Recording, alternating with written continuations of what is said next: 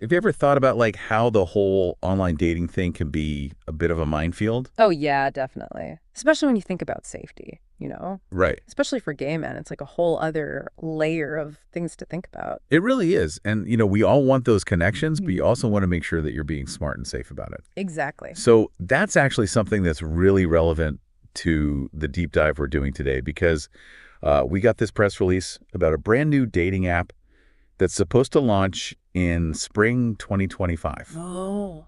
It's called Only Mailmen. Oh, okay.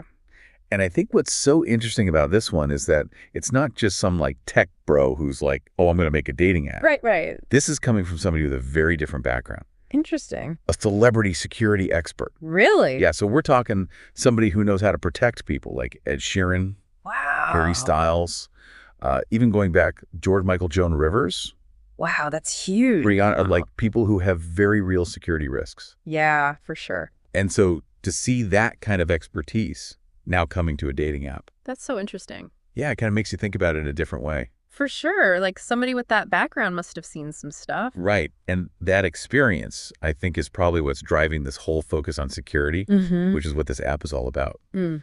So we're going to dive into this press release and try to understand, what makes this app different. Right? Is it actually addressing the concerns that a lot of gay men have when it comes to online dating? For sure. And it all starts with the story of why this app even exists. Okay.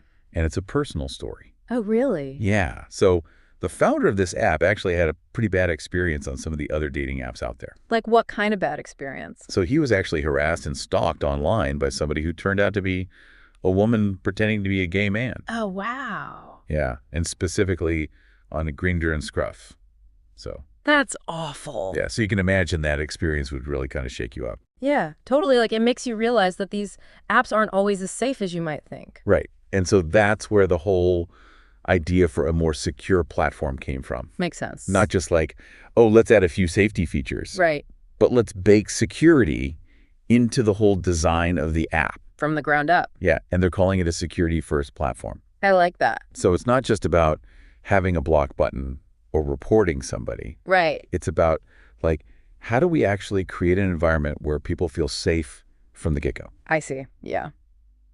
So let's look at some of these features because they've got a bunch of them. Okay. And one that might seem really simple, but I think is kind of a big deal, is that it's exclusive. Exclusive. Yeah, so only male men. It's just for gay men. Oh, okay. So no confusion, no compromise. That's what they say in the press release. Right. So, from the start, everyone's on the same page. Exactly. There's no ambiguity about who you're interacting with. Yeah, I can see how that would make people feel more comfortable. Right. And then, of course, they're really playing up the fact that it's built by this global security expert, Of course. which, we talked about. Yeah. They're really leveraging that experience. Right, because it's not just some theoretical knowledge. It's like real-world experience with real threats. Exactly. Yeah. They even say the same knowledge used to guard pop royalty is now keeping your digital space secure. That's a good tagline. It is. And then there's this feature that I think is going to be really interesting. And I don't know if I've seen this on other dating apps before. It's called IRL video calling.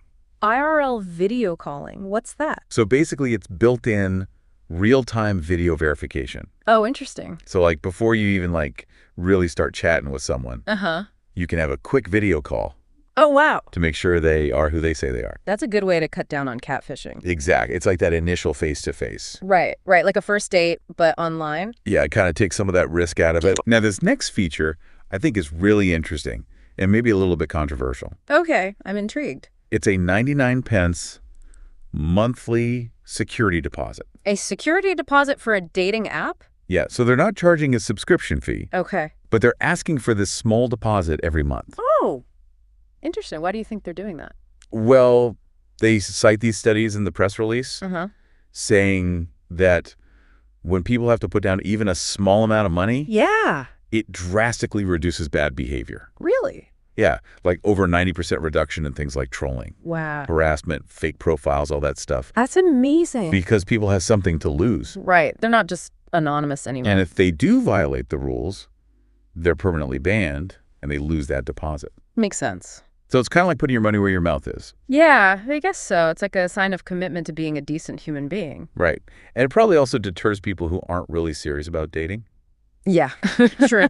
True. And then they've got this thing called private membership moderation. Private membership So it's moderation. not like you just sign up and you're in. Mhm. They're actually curating the membership. Oh, wow. So they say in the press release, we choose who stays, no trolls, no fakes, no exceptions. So they're like actively screening people? Yeah, it's like they're trying to create this really positive and secure community. That's cool. So it's not just about blocking the bad guys. It's also about building a good community. Right. It's like a proactive approach to safety. And then one more security feature they're highlighting is no ads, no pop-ups, Oh, nice. which, might seem like just a user experience thing. Yeah. But it also ties into security Hmm. because it means there's less opportunity for those malicious ads or those scammy pop-ups. Right.